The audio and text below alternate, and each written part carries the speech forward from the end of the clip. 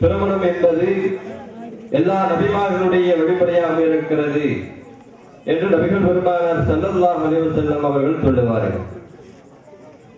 அப்படிப்பட்ட அந்த திருமணம் ஒரு இபாதத்தாக, சடங்கு சம்பிரதாயம் இல்லாமல் வணக்கமாக இஸ்லாம் சித்தரித்து காட்டுகிறது. கண்ணியத்திற்குரிய பெரியோர்களே, அன்பிற்குரித்தான தாய்மார்களே, திருமணம் எப்படி இன்றைக்கு நடந்து கொண்டிருக்கிறது, இஸ்லாம் திருமணத்தை பற்றி நமக்கு எப்படி சொல்லித் தந்திருக்கிறது என்பதை இந்த நல்ல அவையிலே ஆழமாக சிந்திக்க கடமைப்பட்டிருக்கிறோம். நபிமார்களுடைய வழிமுறையாக இருக்கிறது இந்த திருமணம். நபிகள் பெருமானார் ஸல்லல்லாஹு அலைஹி வஸல்லம் சொல்லுவார்கள், இந்த திருமணம் யார் முடிக்கிறார்களோ அது என்னுடைய வழியாக இருக்கிறது, எனது சுண்ணத்தாக இருக்கிறது. யார் இந்த திருமணத்தை முடிக்கவில்லையோ பமன் ரஸிப அன் சுன்னத்தி ஃபலைஸ மின்னி, அவர் என்னை சார்ந்தவர் அல்ல என்று நபி ஸல்லல்லாஹு அலைஹி வஸல்லம் அவர்கள் சொல்லி காட்டுகிறார். எந்த அளவுக்கு சொன்னால் இஸ்லாம் அழகாக சொல்லும், திருமணத்தை ஆடம்பரம் இல்லாமல் எளிய முறையிலே திருமணம் செய்து கொள்ளுங்கள். நபிகள் பெருமானார் ஸல்லல்லாஹு அலைஹி வஸல்லம் அவர்கள் சொல்வது போல நாம் பார்க்கலாம், அஅலமுன் நிக்காஹி பரக்கத்தன் ஐஸரஹு மஹூனா, திருமணங்களிலே அதிகம் பரக்கத்து நிறைந்தது எதுவென்று சொன்னால் எதிலே சிரமம் இருக்காதோ அதுதான் மிகவும் பரக்கத்துடையதாக இருக்கிறது என்று நபிகள் பெருமானார் ஸல்லல்லாஹு அலைஹி வஸல்லம் அவர்கள் திருமணத்தை பற்றி அழகாக சொல்லி காட்டுவார்கள். திருமணத்திலே சிரமம் இல்லாதது, சிரமம் என்று சொன்னால் உடல் ரீதியாக, பணம் ரீதியாக, பொருளாதார ரீதியாக, நேரம் ரீதியாக எல்லா வகையிலையும் சிரமம் இல்லாமல் இருக்கக்கூடிய திருமணம் தான் சிறந்ததாக இருக்கிறது, அது பரக்கத்து நிறைந்ததாக இருக்கிறது என்று கண்மன் நபிகள் நாயகம் ஸல்லல்லாஹு அலைஹி வஸல்லம் அவர்கள் அழகாக சொல்லி தந்திருக்கிறார்கள். ஆனால் இன்றைக்கு திருமணத்தை நாம் புரட்டி பார்க்கிற பொழுது எந்த அளவுக்கு நடந்து கொண்டிருக்கிறது சொன்னால், அதாவது ஆடம்பரங்கள் அதிகமாக இருந்து கொண்டிருக்கிறது. திருமணங்களில் வீடியோ எடுக்கக்கூடிய விஷயம் இன்றைக்கு பரவலாக இருக்கிறது அல்லவா, நாகரிகமாக இருக்கிறது. திருமண வைபவங்களிலே ஆண்களையும் சரி, பெண்களையும் சரி, வாலிப பெண்களையும் சரி, எல்லோரையும் படம் பிடித்து காட்டக்கூடிய அந்த கேமரா, அந்த வீடியோ இருக்கிறது, அது நாம் பார்ப்பதற்கு நாகரிகமாக தெரியலாம்.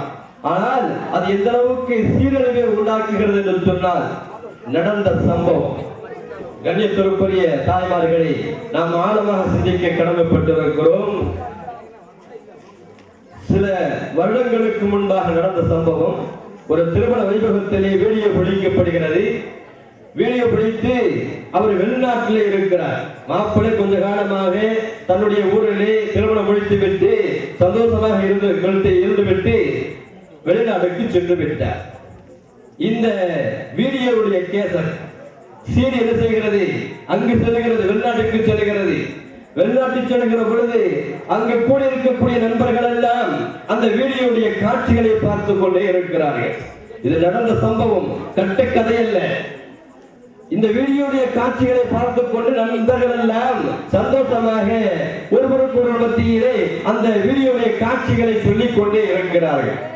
மணப்பெண்ணுடைய கோலத்தை நண்பர்கள் பார்க்கிறார்கள். பார்த்து அந்த மணமகளிடத்தில் சொல்லி காட்டுகிறார்கள், போயும் இந்த பெண்ணையா திருமணம் முடித்தாய்?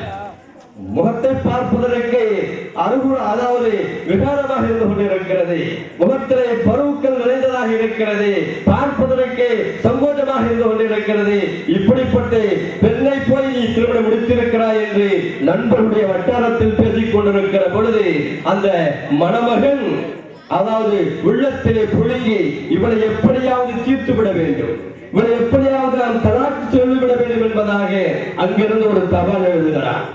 அருமைக்குரியவர்களே, எனக்கு இந்த பெண் பிடிக்கவில்லை, நான் தலாக்கு சொல்லிவிட்டேன், ஒரு தலாக்கு அல்ல முத்தலாக்கு சொல்லிவிட்டேன் என்று தபால் எழுதி ஊருக்கு வருகிறது. ஊரிலே ஜமாத்தவர்களுக்கு முன்னிலே படிக்கப்படுகிறது. எதனுடைய விபரீதம்? வீடியோவுடைய விபரீதம். நண்பர்கள் எல்லாம் பார்க்கக்கூடாத காட்சிகளை, அந்த திருமண வைபவங்கள் எடுக்கப்பட்ட அந்த புகைப்படங்களை எல்லாம் பார்த்து தலாக்கு நிகழ்ந்து விட்டது என்று சொன்னால் இந்த வீடியோ எப்படி இஸ்லாத்தில் அனுமதிக்கப்பட்டதாக இருக்கும்? உண்மையிலேயே அது தலாக்கு நிகழ்ந்து விட்டது. ஒரு மனிதன் ஒரு பெண்ணை தலாக்கு சொல்லிவிட்டால், முத்தலாக்கு சொல்லிவிட்டால் அது நிறைவேறி விடுகிறது. ஜமாத்தின் மூலியமாக அந்த கணவனையும் மனைவியையும் பிரித்து விட்டார் என்பது நிதர்சனமான உண்மையாக இருந்து கொண்டிருக்கிறது. அப்ப வீடியோ பார்ப்பதற்கு நாகரிகமாக இருக்கும், பார்ப்பதற்கு கண்கொள்ளா காட்சியாக தெரியும், பார்ப்பதற்கு ஆனந்தமாக தெரியும். ஆனால் அதனுடைய விளைவு என்ன என்று சொன்னால், ஒரு பந்தத்தை, திருமணம் என்று சொல்லக்கூடிய ஒரு சுன்னத்தான ஒரு காரியத்தை, ஒரு இபாதத்தை அதை வீணடித்து விட்டது என்பதை நிதர்சனமான உண்மையாக இருக்கிறது அல்லவா? இஸ்லாம் இதைத்தான் சொல்லி காட்டுகிறது. நீங்கள் திருமணம் முடிக்கிற பொழுது எளிய முறையிலே திருமணம் முடியுங்கள். சஹாபா பெருமக்கள் எல்லாம் எந்த அளவுக்கு முடித்திருக்கிறார் என்று சொன்னால், நபிகள் பெருமானார் ஸல்லல்லாஹு அலைஹி வஸல்லம் அவர்களுக்கே தெரியாது. அப்படிப்பட்ட சஹாபாக்கள், எத்தனையோ சஹாபாக்கள் திருமணம் முடித்திருக்கிறார் என்பது வரலாற்றுடைய உண்மையாக இருக்கிறது. ஒரு தடவை ஒரு சஹாபி அவர்கள் வாகனத்திலே, குதிரையிலே சென்று கொண்டிருக்கிற பொழுது ஸல்லல்லாஹு அலைஹி வஸல்லம் கேட்டார்கள், ஏன் இப்படி வேகமாக சென்று கொண்டிருக்கிறீர்கள் என்று கேட்டாங்க. அப்ப அந்த சஹாபிகள் சொன்னார்கள், யா ரசூலல்லாஹ், என்னுடைய வீட்டுக்கு நான் செல்கிறேன், என்னுடைய மனைவி இருப்பார்கள் என்பதாக ஸல்லல்லாஹு அலைஹி வஸல்லம் அவர்களிடத்திலே அந்த சஹாபிகள் சொன்னார்கள், உங்களுக்கு திருமணம் முடிந்து விட்டதா என்பதாக கேட்கிறார். அந்த அளவுக்கு எளிமையாக சஹாபா பெருமக்கள் திருமணத்தை முடித்திருக்கிறார் என்பது வரலாற்று உண்மையாக இருந்து கொண்டிருக்கிறது. ஆகையினால் எந்தெந்த காரியங்கள் எல்லாம் நமக்கு சிரமமாக இருக்கிறதோ, அதாவது பொருளாதாரத்திலே, பணங்களிலே, அதே போல வீண் விரயங்கள், நேரத்தினுடைய வீண் விரயங்கள் எந்த அளவுக்கு இருக்கிறது என்று சொன்னால், அந்த நேரங்கள் எல்லாம் நாம் சுருக்கி எளிய முறையிலே திருமணம் செய்ய வேண்டும். நபிகள் பெருமானார் ஸல்லல்லாஹு அலைஹி வஸல்லம் அவர்கள் அழகாக நமக்கு சொல்லி காமித்தார்கள். எளிய முறையிலே என்று சொன்னால், அதாவது எந்தவித செலவு இல்லாமல், எந்த இன்றைக்கு பார்க்கிற பொழுது ஒரு திருமணத்தை முடிக்கிறோம் என்று சொன்னால் பல லட்சம் ரூபாய் செலவாகிறது, பல லட்சம் ரூபாய் செலவாகிறது. இந்த செலவை இல்லாமல் எளிய முறையிலே நடத்த வேண்டும். நபிகள் பெருமானார் ஸல்லல்லாஹு அலைஹி வஸல்லம் அவர்கள் சொல்லி காமித்தார்கள். பார்க்கிறோம் அல்லவா? பெண் பார்ப்பதிலிருந்து எந்த அளவுக்கு பிள்ளை பெற்றெடுத்து அந்த தாய் அவர்கள், அந்த பெண் அவர்கள் வீட்டுக்கு வருகிற வரைக்கும் எவ்வளவு செலவு இருக்கிறது என்பதை இன்றைக்கு நாம் நிதர்சனமாக பார்த்துக் கொண்டுதானே இருக்கிறோம். எல்லோரும் அறிவித்துக் கொண்டுதான் இருந்து கொண்டிருக்கிறோம். ஆனால் நபிகள் பெருமானார் ஸல்லல்லாஹு அலைஹி வஸல்லம் அவர்கள் சொல்கிறார்கள், இதுவெல்லாம் இஸ்லாத்தில் கிடையாத விஷயமாக இருக்கிறது. இது சடங்கு சம்பிரதாயங்கள், இது இபாதத் அல்ல, மார்க்கத்திற்கு அப்பாற்பட்ட ஒன்றாக இருக்கிறது என்று நபிகள் பெருமானார் ஸல்லல்லாஹு அலைஹி வஸல்லம் அவர்கள் அழகாக சொல்லி காட்டுவார்கள். பார்க்கிறோம், ஒரு பெண்ணை பார்க்கிற பொழுது சொல்லுவாங்க, என்னுடைய மகனுக்கு ஒரு பெண்ணை பாருங்க, நல்ல பெண்ணை பாருங்க, நல்ல முறையில பாருங்க. புரோக்கர் வைக்கிறார்கள், புரோக்கர்களுக்கு கம்சன் வைக்கப்படுகிறது. இந்த புரோக்கர் என்ன செய்வார்? நமக்கு கம்சன் கிடைக்க வேண்டும் என்பதற்காக வேண்டி ஒரு நல்ல இடத்தை பார்ப்பாரா? பணக்காரர்கள் நமக்கு எப்படி வசூல் ஆகும், எவ்வளவு பணம் ஆகும் என்கிற அந்த ஒரு தாற்பயத்தை பார்த்து அழைத்து கொண்டு அது ஏதாவது ஒரு பெண்ணை தலையிலே கட்டி விடுவார். இந்த குடும்பம் வசதியான குடும்பம், இந்த பெண் ரொம்ப அழகாக இருக்கிறார், இந்த பெண் நம்ம வம்சத்திலே மிகவும் உயர்ந்த வம்சமாக இருக்கிறது என்று ஏதாவது அவருடைய மனதுக்கு தக்கவாறு பொய்களையும் ஏமாத்து வேலைகளையும் நடந்து கொண்டிருக்கிறார். இப்படித்தான் ஒரு மனிதர், ஒரு புரோக்கர் என்ன செஞ்சாரு? ஒரு கணவன் மனைவியையும் பார்த்து, ஒரு கணவனுக்கு மனைவியை பார்த்தார். பார்க்கிற பொழுது கணவன் என்ன மூக்கரையாக இருக்கிறான். கணவன் மூக்கிலே பேசுவான். இன்று ஹஜ்ரத் அலி ரலியல்லாஹு தஆலா அவர்கள் தன்னுடைய மனைவியிடத்திலே, பாத்திமாவிடத்திலே சொல்லி காட்டுகிறார்கள், அருமை பாத்திமாவே, என்னை நீ மன்னித்துக்கொள், என்னை நீ மன்னித்துக்கொள். ஒரு நாள் ஞாபகம் இருக்கிறதா? மரண படுக்கையை ஞாபகப்படுத்துகிறார்கள். ஒரு நாள் ஞாபகம் இருக்கிறதா? என்னுடைய, அதாவது நீ பட்டினியாக கிடந்தாய், நோன்பு வைத்து அந்த நிலவில் இருக்கிற பொழுது ஒரு மாதுளை கேட்டாய். நான் பேரித்த மழுத்தைகளை பறித்துக் கொண்டு அதை விற்று ஒரு மாதுளையை நான் வாங்கி வந்து கொண்டிருக்கிற பொழுது ஒரு யாசகர், ஒரு மிஸ்கின் இடத்துல கேட்டார். அதை நான் அந்த மாதுளை பழத்தை நான் கொடுத்து விட்டேன். நான் வந்து ஒரு இடத்தில் அந்த மாதுளை பழத்தை கொடுப்பதற்காக வந்து ஒரு மிஸ்கின் கேட்டார். அந்த மிஸ்கினுக்காக இந்த பழத்தை நான் கொடுத்து விட்டேன். அப்பொழுது நான் உனக்கு அந்த பழத்தை தர முடியவில்லையே. மறுநாளும் அதே படத்தை அதே போன்று அந்த அன்னை பாத்திமா ரலியல்லாஹு தஆலா அவர்கள் பசியோடு இருக்கிற பொழுது கேட்டாய் அல்லவா, அது ஒரு ஏழை வந்தார், அந்த ஏழைக்கு நான் தர்மம் செய்து வைத்தேன் அல்லவா. ஒரு நாள் அசீர் வந்தார், அடுத்த நாள் அசீர் வந்தார், சிறை கைதி வந்தார், அவருக்கு நான் இந்த கொண்டு வந்த படத்தை நான் தர்மம் செய்து வைத்தேன் அல்லவா. ஆகையால் அருமை பாத்திமாவை என்னை மன்னித்துக்கொள், நீ கேட்டு நான் கொடுக்கவில்லையே, அதற்காகவே நீ மன்னித்துக்கொள் என்று ஹஜ்ரத் அலி ரலியல்லாஹு தஆலா அவர்கள் தன்னுடைய மனைவிடத்திலே சொல்லுகிற பொழுது அந்த மரண படுக்கையிலே அன்னை பாத்திமா ரலியல்லாஹு தஆலா அன்ஹா, யார் அந்த பாத்திமா? ஸல்லல்லாஹு அலைஹி வஸல்லம் அவருடைய ஈரல் துண்டு, சொர்க்கத்தின் தலைவி. அப்படிப்பட்ட பாத்திமா சொன்னார்கள், அருமை கணவர்களே, என்னை தான் நீங்கள் மன்னிக்க வேண்டும், என்னை தான் மன்னிக்க வேண்டும். திருமணம் முடித்து வருகிற பொழுது என்னுடைய தந்தை என்னிடத்திலே உபதேசம் செய்தார்கள், அலியிடத்திலே எதுவும் கேட்டு விடாது, அப்படி கேட்டு அவர் கொடுக்காமல் போய்விட்டார், ஆனால் அது எனக்கு சங்கடத்தை உண்டாக்கும் என்பதாக சொன்னார்கள். நபிகள் பெருமானார் ஸல்லல்லாஹு அலைஹி வஸல்லம் அவர்கள் தன்னுடைய மகனாரிடத்தை சொல்லி அனுப்பிய உபதேசம்.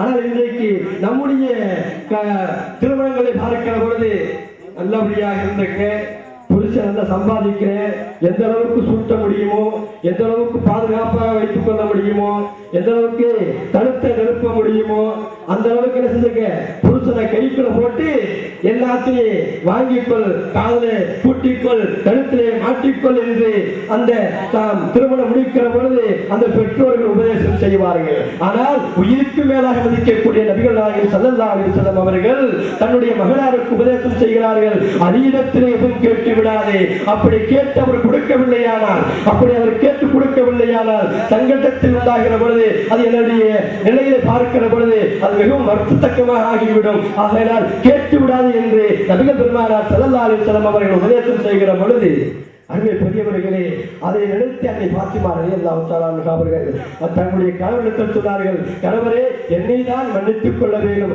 காரணம் என்ன தெரியுமா? சொர்க்கத்திற்கு தலைவியாக இருப்பதும் நரகத்திற்கு தலைவியாக இருப்பதும் அது உங்களுடைய கையில் தான் இருக்கிறது. நீங்கள் மன்னித்து விட்டீர்களானால் நான் சொர்க்கத்தின் தலைவியாக இருப்பேன், நீங்கள் மன்னிக்கவில்லையானால் நான் நரகத்தினுடைய தலைவியாக இருப்பேன் என்று மரண படுக்கையிலே அன்னை பாத்திமா ரலியல்லாஹு தஆலா அவர்கள் சொல்லி காண்பித்தார்கள். அப்படி நாம் பார்க்கிற பொழுது, கண்ணியத்திற்குரிய தாய்மார்களே, நம்முடைய பெண் மக்கள் எப்படி இருக்க வேண்டும்? தீன் பற்றுள்ள பெண்களாக இருக்க வேண்டும். இஸ்லாம் சொல்லி தந்திருக்கக்கூடிய கடமைகளை பின்பற்றி நடக்கக்கூடியவர்களாக இருக்க வேண்டும். அல்லாஹ்வை பயந்தவர்களாக இருந்து கொண்டிருக்க வேண்டும். இன்றைக்கு பார்க்கிற பொழுது பெண்களிலேயே சிறந்த பெண்கள் யார்? நபிகள் பெருமானார் ஸல்லல்லாஹு அலைஹி வஸல்லம் அவர்கள் சொல்லி காட்டுவார்கள், பெண்களிலே சிறந்த பெண்கள், குடும்ப பெண்களிலே மார்க்கப்பட்டுள்ள பெண்கள் தான் சிறந்தவர்கள். மார்க்கப்பட்டுள்ள பெண்கள் என்றால் யார்? நபிகள் பெருமானார் ஸல்லல்லாஹு அலைஹி வஸல்லம் அவர்கள் அழகாக சொல்லுவார்கள், இதா அஸல்லத் ஹம்ஸஹா வஸாமத் ஷஹரஹா வஅஹஸனத் ஃபர்ஜஹா வஅதாத் ஜௌஜஹா. நபிகள் பெருமானார் ஸல்லல்லாஹு அலைஹி வஸல்லம் சொல்லுவார்கள், பல் ததுகுலு பிஐயில் ஐயி அப்வாபில் ஜன்னத்தின் இன்ஷா. சிறந்த மார்க்க பெண் ஒரு கணவன், ஒரு ஆண் ஒரு பெண்ணை தேர்ந்தெடுக்க வேண்டுமானால் இப்படிப்பட்ட பெண்ணை தேர்ந்தெடுத்துக் கொள்ளுங்கள். நபிகள் பெருமானார் ஸல்லல்லாஹு அலைஹி வஸல்லம் சொன்னார்கள், 5 நேரம் தொழுது, ரமலான் மாதம் வந்துவிட்டால் நோன்பு நோற்று. நல்ல யாவத்துக்கு இளைஞர்களே, அருமை பெற்றோர்களே, அருமை தாய்மார்களே, உங்களுடைய பிள்ளைகளுக்கு நீங்கள் மனைவியை தேட வேண்டும் என்று சொன்னால் இந்த நபிகள் பெருமானார் ஸல்லல்லாஹு அலைஹி வஸல்லம் உபதேசமே நாம் ஒரு பெரும் ஆயுதமாக எடுத்துக்கொள்ள வேண்டும். சொன்னார்கள் நபிகள் பெருமானார் ஸல்லல்லாஹு அலைஹி வஸல்லம் அவர்கள், ஒரு மார்க்கப்பட்டுள்ள பெண் யார் என்று சொன்னால் 5 நேரம் தொழுது, ரமலான் மாதம் வந்துவிட்டால் நோன்பு நோற்று. அருமை பெரியவர்களே, தன்னுடைய கற்பை பாதுகாத்து, தன்னுடைய கணவனுக்கு வழிபட்டு யார் நடக்கிறார்களோ அந்த அப்படிப்பட்ட நீங்கள் பெண்களை தேர்வு செய்து கொள்ளுங்கள். அப்படிப்பட்ட பெண் எப்படி தெரியுமா? நபிகள் பெருமானார் ஸல்லல்லாஹு அலைஹி வஸல்லம் சொல்லுவார்கள், ததுகுலு பில் ஐயி அப்வாபில் ஜன்னா ஷாஆ. அந்த பெண் எந்த சொர்க்கத்திலே 8 வாயில்கள் இருக்கிறது, அந்த 8 வாயில்களிலே எது அவர் நினைக்கிறாரோ அந்த வாயிலுக்குள்ளே நுழைந்து கொள்ளக்க வேண்டும். நபிகள் பெருமானார் ஸல்லல்லாஹு அலைஹி வஸல்லம் அவர்கள் அந்த பெண்ணை பற்றி, மார்க்க பெண்ணை பற்றி சிறப்பாக்கி தந்திருக்கிறார்கள். அப்படி நாம் பார்க்கிற பொழுது அருமை பெரியவர்களே, இன்றைய நிலையை நாம் திரும்பி பார்க்க வேண்டும். எப்படி நடந்து கொண்டிருக்கிறது? பெண்களுடைய நிலைமைகள் இன்றைக்கு எப்படி நடந்து கொண்டிருக்கிறது உலகளாவிய நாம் பார்க்கலாம். எந்த அளவுக்கு என்று சொன்னால் பெண்களுடைய நிலைமைகள் இன்றைக்கு படுமோசமாக இருந்து கொண்டிருக்கிறது. தொலைபேசி வந்த காரணத்தினாலே அல்லது வேறொரு காரணத்தினாலே ஏதாவது ஒரு காரணத்தினாலே கணவனுக்கு துரோகம் செய்யக்கூடிய நிலை. நபிகள் பெருமானார் ஸல்லல்லாஹு அலைஹி வஸல்லம் அவர்கள் சிறந்த பெண் யார் என்று சொன்னால் தன்னுடைய கருப்பை பாதுகாத்திருக்கக்கூடியவர். இன்றைக்கு எத்தனை பெண்கள் கருப்பை இழந்திருக்கிறார்கள், தன்னுடைய கணவனுக்கு மோசம் செய்து கொண்டிருக்கிறார்கள். கணவன் வெளிநாட்டில் தானே இருக்கிறான், அவன் கணவன் நம்மளை பார்த்து கொண்டா இருக்கிறான், பெற்றோர்கள் நம்மளை பார்த்து கொண்டா இருக்கிறார்கள். செல்போனிலே கள்ள தொடர்பு, செல்போனிலே கல்பை சூறையாடக்கூடிய தன்மைகள். இந்த இடத்திற்கு வந்துவிடு, இந்த ஹோட்டலுக்கு வந்துவிடு, இந்த ஊருக்கு வந்துவிடு, நாமெல்லாம் கள்ள தொடர்பு வைத்துக் கொள்ளலாம் என்று செல்போன் மூலியமாக தன்னுடைய கணவனுக்கு துரோகம் செய்யக்கூடிய நிலை பார்க்கிறோம் அல்லவா? இன்றைக்கு பரவலாக பேப்பர்களை பார்க்கலாம். கள்ளக்காதலன் கள்ளக்காதலி ஓட்டம், தப்பி ஓட்டம், கள்ளக்காதலன் கள்ளக்காதலி தன்னுடைய கணவனை கொன்ற செய்தி. இப்படி ஏராளமான செய்திகள் இன்றைக்கு பக்கத்துக்கு பக்கம் இந்த செய்திகள் வந்து கொண்டே இருக்கிறது. சர்வசாதாரணமாக நடந்து கொண்டிருக்கிறது. ஏன் இன்னும் சொல்லப்படுமையானால் திருமணம் முடித்தும் கூட வேறொரு இடத்திலே பாத்திமாவுக்கும் பாண்டியனுக்கும் தொடர்பு பார்க்கிறோம் அல்லவா? அருமை பெரியவர்களே, இப்படி இஸ்லாமிய பெண்கள் எத்தனை பேர்கள் இன்றைக்கு சீரழிந்து கொண்டிருக்கிறார்கள். ஒரு காலத்திலே பேர்களாக இருந்தார்கள், இன்றைக்கு புள்ளி விவரங்கள் சொல்லிக் கொண்டிருக்கிறது.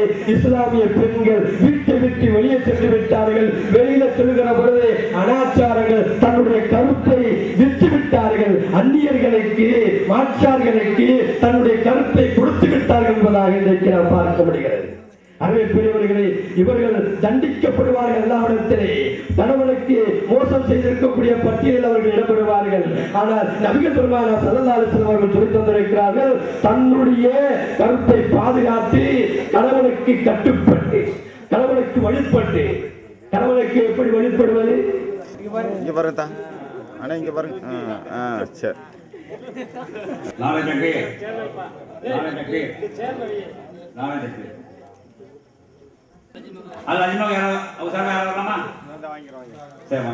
அப்படியே நேற்று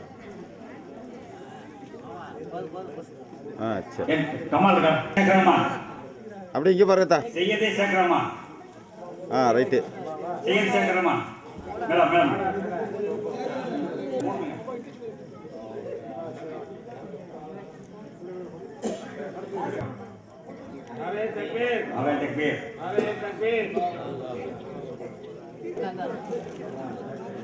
இரண்டாவது பரிசு அப்துல் மஜீத்.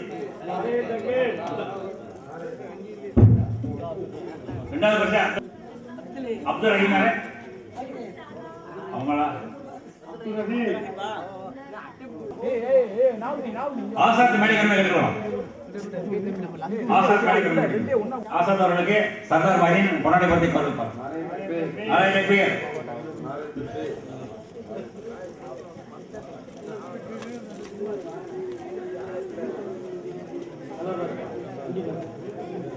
நூறு முகமது மேடை பண்ணி கிடைக்கும்.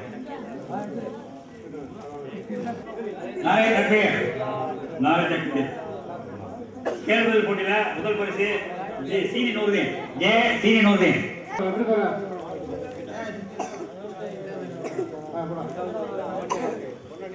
சாதி பச்சா சாதி பச்சா சாதி பச்சா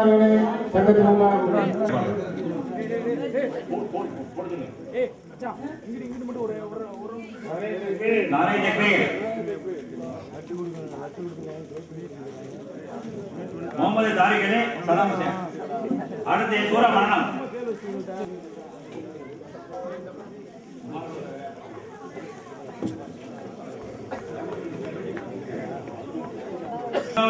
பரிசு நவாஸ் ஷரீப்.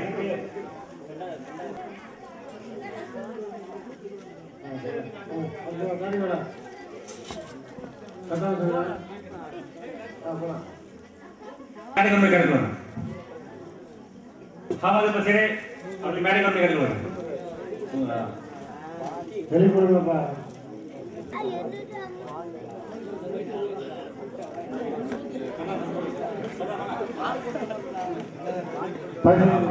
பைசல் அசாமின் அவர்கள் எம் இப்ராஹிம் அவர்களுக்கு பொன்னாடை பற்றி கவனிப்பார்கள். நாளை திருப்பி ஜமீல் அவர்களுக்கு நாகராஜா அவர்கள் பொன்னாடை பற்றி கவனிப்பார்கள். ஜமீல் அவர்களுக்கு நாகராஜா பொன்னாடை பற்றி கவனிப்பார்கள். நாளை திருப்பி முதல் பரிசு ஜனபதி சார், இரண்டாவது பரிசு அப்துல் மாலிக் அப்படின்னு பானா, இரண்டாவது பரிசு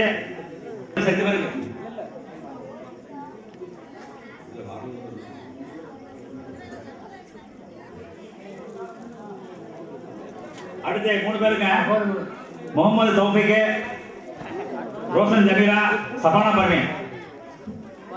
முகமது தௌஃபிக், ரோஷன் ஜமீரா, சபானா பர்வீன்.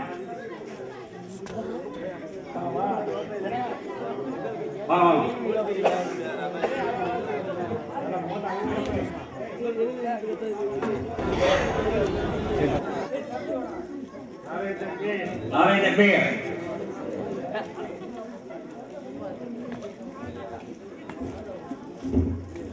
அதாவது பெண்கள் சார்பாக பைரோஸ்கான் ஜனபரிசா, ரோஷன் ஜமீரா, அபின் பர்வீன் அவர்களுக்கு முதல் பரிசு. பைரோஸ்கான் மகள் ஜனபரிசா, ரோஷன் ஜமீரா, அபின் பர்வீன்.